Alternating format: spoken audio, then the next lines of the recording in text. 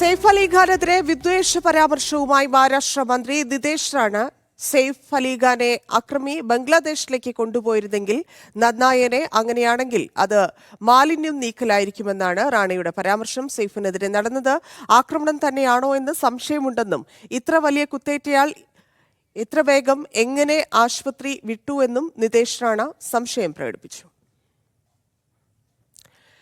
മഹേഷ് പോരൂർ ചേരുന്നുണ്ട്. മഹേഷ്, ഈ സെയ്ഫിനെതിരെ ഇന്നലെ മുതൽ തന്നെ അദ്ദേഹത്തിന്റെ ദൃശ്യങ്ങൾ, ആശുപത്രിയിൽ നിന്ന് വരുന്ന ദൃശ്യങ്ങൾ വന്നപ്പോൾ തന്നെ ഇത്തരത്തിലുള്ള വിവാദങ്ങൾ ഉണ്ടായതാണ്. ഇപ്പോൾ ഇങ്ങനെ ഒരാൾ കൂടി വിമർശനം ഉന്നയിക്കുന്നുണ്ട്. എന്താണ് അദ്ദേഹം പറഞ്ഞത്? നിതേഷ് റാണയെ കുറിച്ച് നമുക്കറിയാം. നേരത്തെ കേരളത്തിനെതിരെയും മറ്റുമൊക്കെ കടുത്ത വിദ്വേഷ പരാമർശം നടത്തിയ BJPയുടെ മന്ത്രിയാണ് അദ്ദേഹമാണ് ഇപ്പോൾ സെയ്ഫ് അലി ഖാനെതിരെയും ഇപ്പോൾ കടുത്ത ഭാഷയിലുള്ള വിദ്വേഷ പരാമർശം നടത്തിയിരിക്കുന്നത്.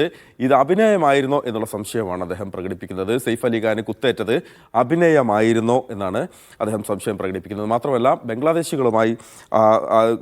ബംഗ്ലാദേശിലേക്ക് ഇദ്ദേഹത്തെ കൊണ്ടുപോയിരുന്നെങ്കിൽ നന്നായിരുന്നു.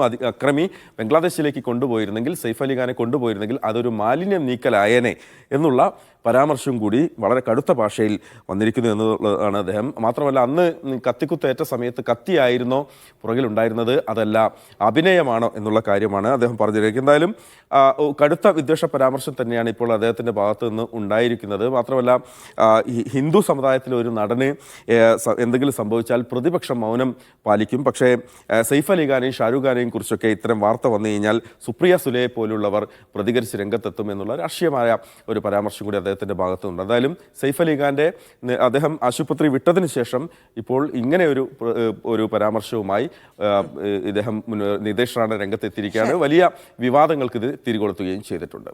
ശരി മഹേഷ്.